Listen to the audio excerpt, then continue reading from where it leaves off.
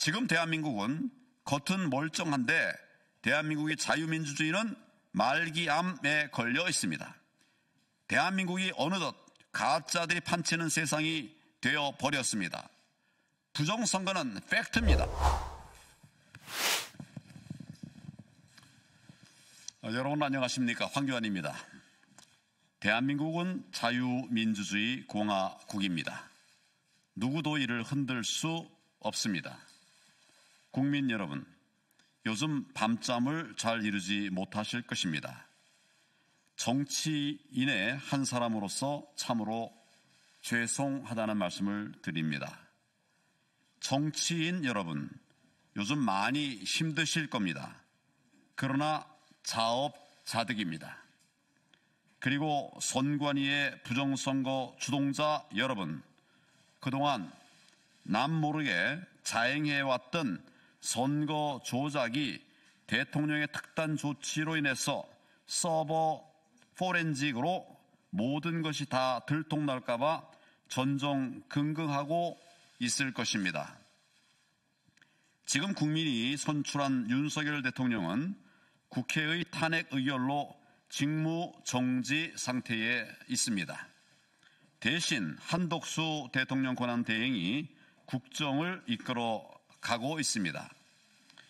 저는 8년 전 박근혜 대통령 탄핵 상황에서 대통령 권한대행을 했던 선험자로서 최근의 국가 위기 상황과 관련해서 몇 가지 말씀을 드리고자 합니다.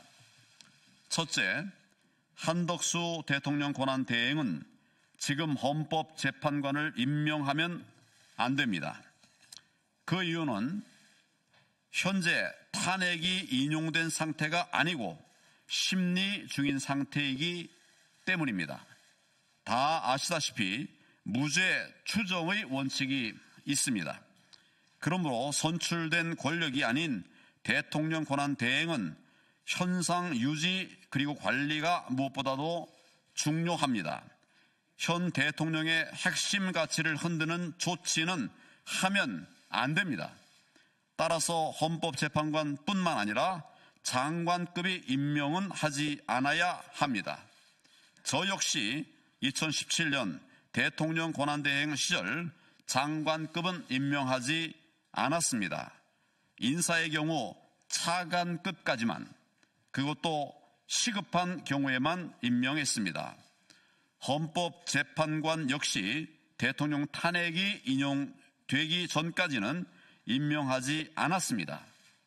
탄핵이 인용된 이후에 대통령이 그 직을 다 마친 뒤에 그때 가서야 임명을 했던 것입니다.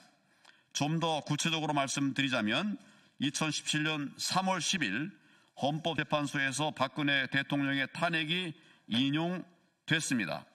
그런데 그 이전인 같은 해 1월 31일 박한철 헌법재판소장이 퇴임함으로써 헌법재판관 공석이 생겼으나 당시 대통령 권한대행이었던 저는 새로운 헌법재판관을 임명하지 않았습니다.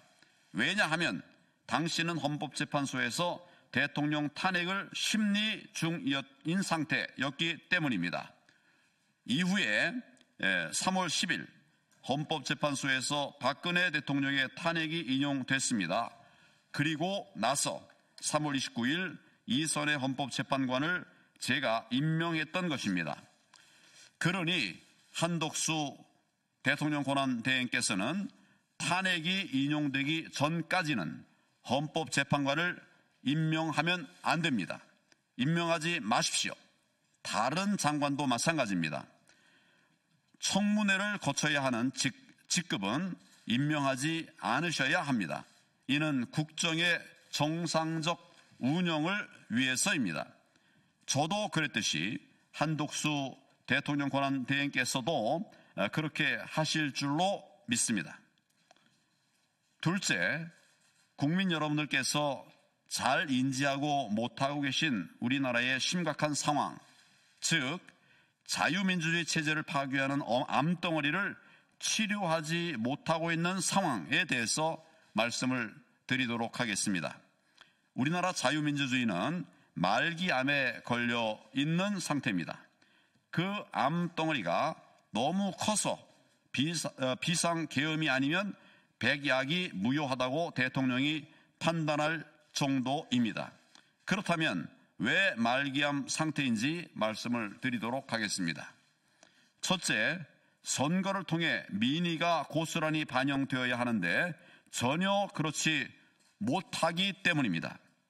민의가 정확히 반영되어서 제대로 된 투개표로 대통령이 선출되고 국회의원들이 뽑혀야 하는데 그 시스템이 전혀 작동하지 않고 있다는 점이 바로 말기암이라는 것을 말해주는 것입니다.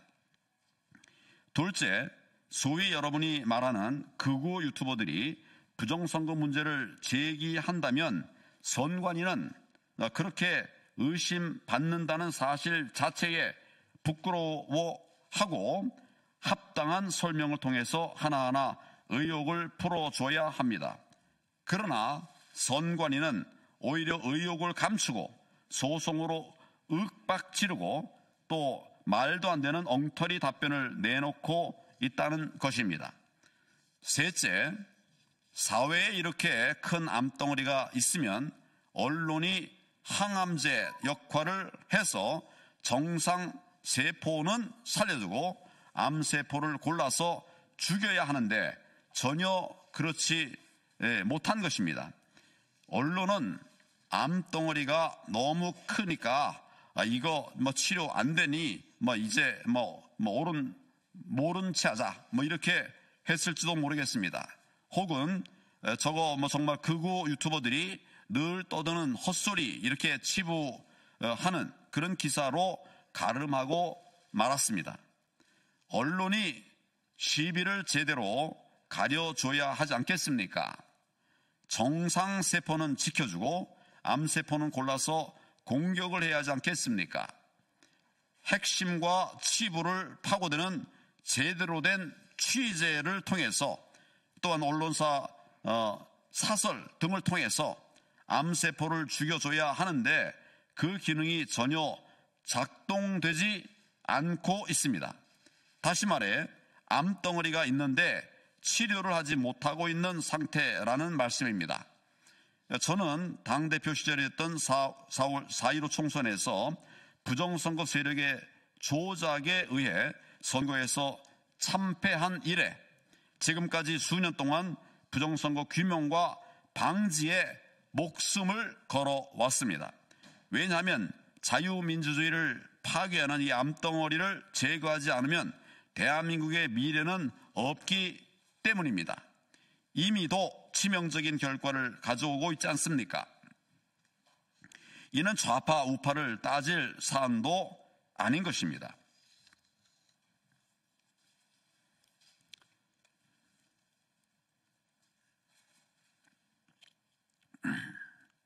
셋째, 비상계엄의 본질을 생각해야 합니다. 이것은 내란이 아닙니다. 국헌의 본체인 대통령이 무슨 내란을 저지른다는 말입니까? 어불성설입니다. 다른 나라에서도 대통령을 내란죄로 처벌한 예는 없습니다. 비상계엄 선포 뒤 가장 먼저 선관위원회에 계엄군이 투입됐습니다. 그 숫자도 297명으로서 국회에 투입된 280명보다 더 많습니다. 대통령도 그리고 김영현 전 국방장관도 부정선거 문제 때문에 극약 처방을 내린 것이라고 했으니 이 부정선거 문제가 과연 그런지 아닌지를 가리는 것이 최우선이 되어야 하지 않겠습니까? 그런데 다들 딴소리만 하고 있습니다. 즉 달을 가리키는데 손가락만 보고 있다는 것입니다. 부정선거라는 달은 안 보고 계엄군 투입만 보면서 내란이라는 프레임을 걸어 놓았습니다. 이런 프레임은 야당이 국민을 대상으로 걸어놓은 것인데 언론 역시도 이 프레임 속에 빠져 내란이라고 하면서 그 연장선상에서 탄핵을 외치고 있습니다. 한마디로 야당이 내란이라는 선동 밴드웨건에서 빵빠레를 울리는데 언론도 거기에 동승한 것입니다. 그런데 이번 비상계엄의 최종 목표는 부정선거 발본색원이었습니다. 즉 비상계엄의 본질은 선관위 압수수색을 통한 자유민주주의 체제 지키기였다는 사실입니다. 그동안 야당은 부정선거에 부자도 꺼내지 않았고 언론은 극우 유튜버의 대통령이 현혹돼서 그렇다 이렇게 슬쩍 뭉개고 있습니다. 이처럼 야당과 왜곡된 언론의 야합은 대통령의 계엄을 내린 획책 여론으로 비화시켰고 대통령의 계엄을 내란 획책 여론으로 비화시켰고 이를 의식한 경찰, 검찰, 공수처 이런 공무원들이 정말 대통령 체포 운운하면서 부하 뇌동하게 된 것입니다. 지금 대한민국은 겉은 멀쩡한데 대한민국의 자유민주주의는 말기암에 걸려 있습니다. 대한민국이 어느덧 가짜들이 판치는 세상이 되어버렸습니다.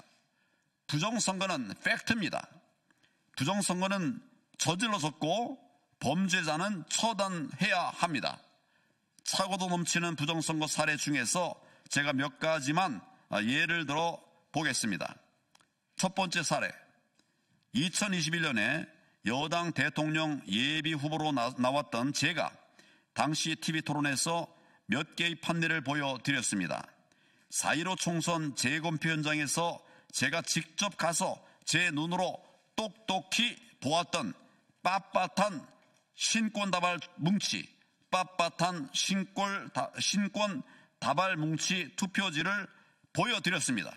이것은 부정선거를 확신할 수 있게 해주는 그런 증거 사진이었습니다. 그런데 이것이 문제가 커지자 선관위가 홈페이지를 통해서 답변을 내놓았습니다. 그 답변이 무엇인지 여러분 혹시 아십니까? 선관위는 투표용지로 형상이 복원되는 특수용지를 사용했다고 그랬기 때문이라고 그렇게 버젓이 거짓 답변을 했습니다. 그러나 세상에 그런 종이는 없습니다. 여러분께서는 이 말이 고지 들려지십니까? 전문가들의 증언도 그런 종이는 세상에 없다는 것입니다. 두 번째 사례입니다. 선관위 홈페이지에 들어가 보면 유효표와 무효표의 판정 기준이 나와 있습니다. 그런데 여기에 투표지에 투표관리관 도장 날인 없이 기표된 것도 유효표라고 설명되어 있습니다. 투표지에 투표관리관 도장 날인이 없는데도 그렇게 기표가 돼도 유효하다 이렇게 설명하고 있습니다. 이게 말이 됩니까? 만약 이렇게 되면 얼마든지 가짜 조작이 가능하다는 말이 되는 것입니다. 그러면 얼마든지 가짜 표지를 만들어낼 수 있다는 말입니다. 그것을 막으려고 투표관리관 개인 도장을 찍으라고 법에 명시되어 있는데 말입니다. 왜 이런 말도 안 되는 일이 벌어졌는지 혹시 여러분 아십니까? 그 이유는 현 노태악 선관위원장이 4.15 총선 오산시 재검표 현장에서 내렸던 엉터리 판정 때문입니다. 당시 노태악 현 선관위원장은 어처구니 없게도 투표관리관 도장 날인이 없는 투표지 8장을 유효표로 판정했던 것입니다. 말도 안 되는 짓을 한 것이죠. 세 번째 사례입니다. 사전투표함은 헝겊으로 된 자루형인데 이고 당일 투표함은 플라스틱으로 돼 있는 것을 여러분들 아시리라고 생각합니다. 왜 투표함이 이렇게 다른지 정말 이상하지 않습니까? 사전투표함은 헝겊 자루를 플라스틱 통에 올려놓은 채 투표를 하게 되는데 투표가 끝난 후에는 플라스틱 통에서 헝겊 자루를 빼서 가져갑니다. 그런데 헝겊 자루형 사전투표함은 보안 스티커도 잘 붙지 않을 뿐만 아니라 헝겊 자루와 투표함 뚜껑 사이로 손이 쑥쑥 들어갑니다. 바꿔 말하면 얼마든지 가짜 투표지를 집어넣을 수 있다는 말입니다. 이런 사실을 아시는 분들은 아마 많지 않으실 것입니다.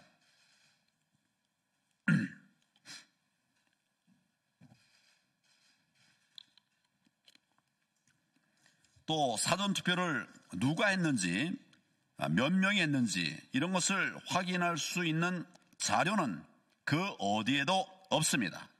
오직 중앙선관위 서버만이 그 답을 알고 있을 뿐입니다. 그런데 선관위는 그 서버의 공개를 철저히 숨기고 있습니다.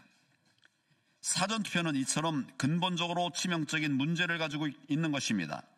부정선거의 원흉이 되고 있는 것입니다. 그래서 제가 그토록 사전투표 하지 말고 당일 투표를 하자고 외쳤던 것입니다. 넷째, 이제 한 달 후에 시작될 미국 트럼프 대통령 2기에 대한 대비 차원에서도 부정선거의 문제는 반드시 정리되어야만 합니다. 트럼프 대통령은 후보 시절부터 줄기차게 부정선거 세력 척결을 공언해 왔습니다. 트럼프 대통령 취임 후 한미 간 신뢰의 바탕 위에 한미 동맹을 돈독히 하기 위해서라도 우리나라의 부정선거 세력을 척결하는 것이 필수적입니다.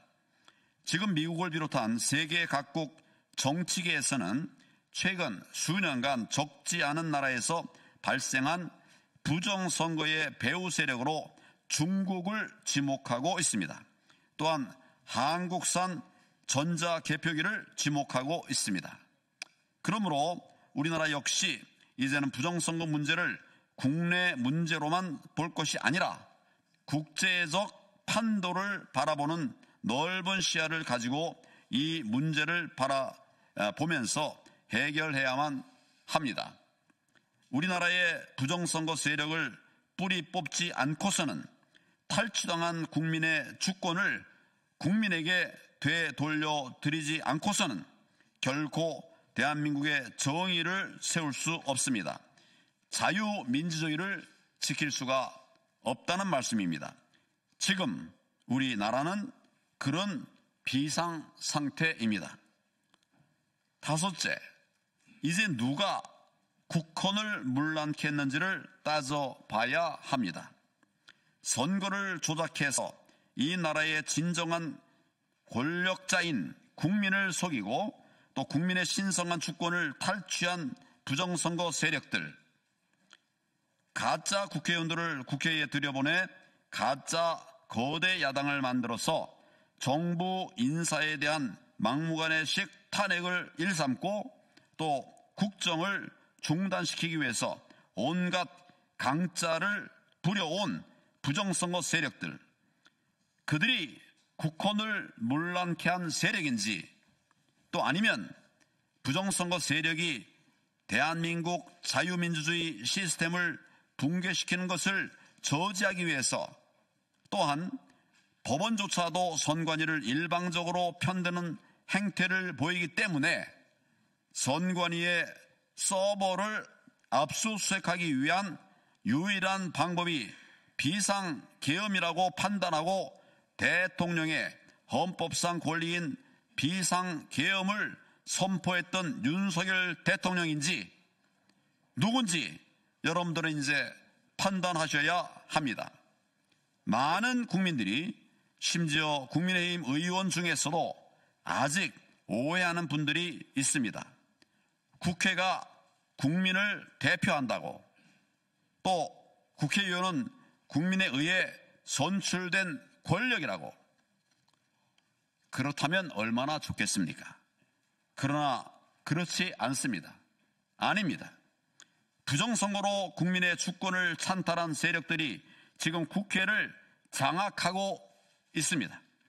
그동안 저를 비롯하여 수년간 부정선거에 맞서 싸워왔던 부방대와 또 많은 애국 시민들은 수많은 억압과 억울한 수사를 받았음에도 불구하고 반드시 부정선거를 밝히겠다고 하는 일념으로 투표 현장과 재검표 현장에서 가짜 투표지 증거 사진도 찍고 또 개수도 직접 하고 선관위를 상대로 받아낼 수 없이 많은 증거 자료를 분석해 국민께 알려왔습니다. 선관위를 상대로 정말 받아낼 수 없이 많은 부정 자료들을 분석해서 국민께 알려왔습니다. 다섯째, 이제 저는 진실이 무엇인지 밝히기 위해서 부정선거 국민 대토론회를 제안합니다. 날짜는 12월 30일 월요일 14시 30분으로 잡았습니다. 가능한 한 최우선의 날을 구했습니다. 광화문 소재 프레스센터 20층 프레스클럽에서 갔습니다. 누구든지 오십시오. 무엇이든지 물어보십시오. 부정선거가 없다고 주장하는 분들, 그리고 부정선거의 실체가 궁금하신 모든 분들의 참석을 환영합니다. 국회의원들도 많이 참석해 주시면 좋겠습니다. 부정선거가 없다고 주장하는 선관위 소속 공무원들 다 오십시오. 야당 국회의원들, 언론, 일반 시민들 모두 다 오십시오. 기자 여러분들도 다 오십시오. 부정선거 국민 대토론회에서는 무제한 끝장 토론을 할 것입니다. 그동안 부정선거와 싸워온 전문가들이 다 나와서 토론에 참여할 것입니다. 무엇이 국헌문란인지 또 누가 국헌을 문란케 했는지 꼭 오셔서 두 눈으로 똑똑히 확인해 보시기를 제안합니다. 일곱 번째, 마지막으로 기자 여러분께 호소합니다. 왜 이런 말도 안 되는 부정선거 행태에 대해서 정의의 칼이 되어야 할 기자 여러분들은 시비를 가려서 또 무엇이 옳고 무엇이 그른지 밝혀주셔야 되는데 그렇게 하지 않는 이유가 무엇입니까? 재검표 현장에서 주요 언론 기자들은 아예 없다시피 했던 그런 사실을 저는 기억합니다. 매주 집회를 하는데 주요 언론의 기자들 안 보였습니다. 저는 기자는 아니지만은 많은 기자 선배들로부터 기사는 발로 쓰는 것이다, 이런 얘기를 들어왔습니다. 직접 현장을 찾아서 발로 뛰면서 취재하라는 말씀이라고 생각합니다. 그런데 왜 여러분들은 현장을 취재하지 않고 선관위의 해명만 이것을 옮겨 쓰고 있다는 말입니까? 용감한 기자들, 사명감에 불타는 기자들의 정론 직피를 기다리고 있습니다. 이 기다림의 시간이 길지 않기를 바랍니다. 거짓이 진실을 이길 것입니다. 정의가 하늘을 울릴 것입니다. 감사합니다. 수고했습니다.